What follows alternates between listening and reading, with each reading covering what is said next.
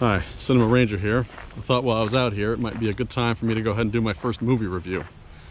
As it so happens, last night I saw Once Upon a Time in Hollywood, and I will confess, for the most part I do not consider myself a Tarantino fan. I have tremendous respect and admiration for his talent and skill. His films are technically brilliant and show an awareness of style and movie heritage that frankly is more impressive than anything I can bring to the table.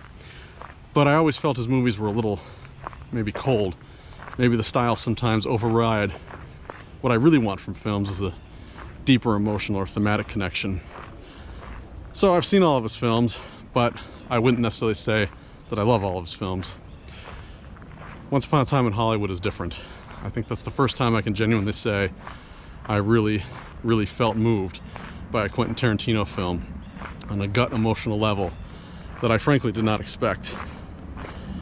And a lot of it has to do with the fact that I think the themes that he explored in that film are themes that I very much love and care about. And I think we can start any sort of analysis of this film by talking about what in many ways is the most profound scene in the film. That moment in the story where Margot Robbie, playing Sharon Tate, is watching the actual Sharon Tate in a movie that Sharon Tate made.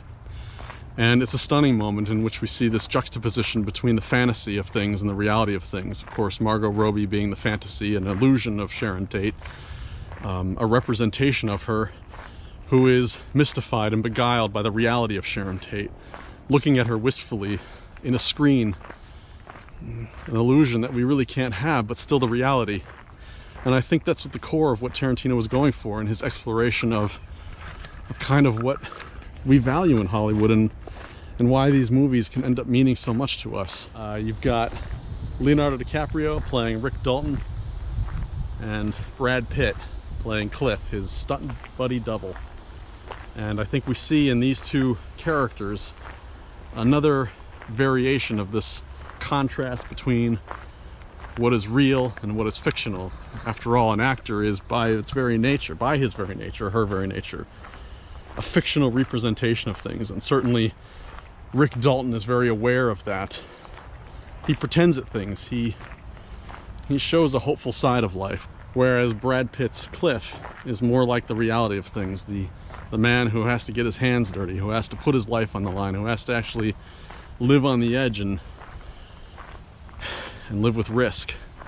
He represents the reality of things. So right there in the two main characters and their identities, we see once again that theme of reality and fantasy colliding with each other. On a more personal level, I can absolutely empathize with Rick Dalton's crisis. A fading star, someone who's slipping away, struggling with their relevance, wondering what to do next as the narrative that they thought would be there their whole lives begins to crumble. And in many ways, that's another juxtaposition of fantasy and reality that Tarantino manages to cobble together in this film. The isolation and the sense of failure and doom that one feels as the things they thought they once knew begin to crumble and the world that they envisioned for themselves falls apart for no other reason than age and an inability to exist in the world as it currently is constructed. I think a lot of us know that feeling.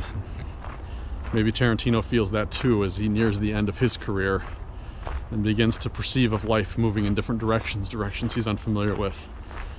And in the end, that's what makes the film so bittersweet and so painful and so poignant. It presents us with a fantastic narrative, a fairy tale, a once upon a time, a myth, a legend, two heroes triumphing over evil, delivering the justice we would always hope that they would suffer. And yet we know it's a farce, we know it's a fiction.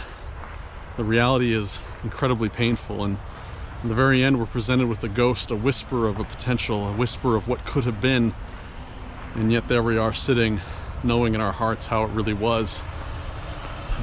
So on that level, I thank Tarantino for reminding me that we're all struggling with that duality, that conflict between how we wish things were, how we wish they could have played out, how we hope they could have played out, and yet knowing that's not how it was.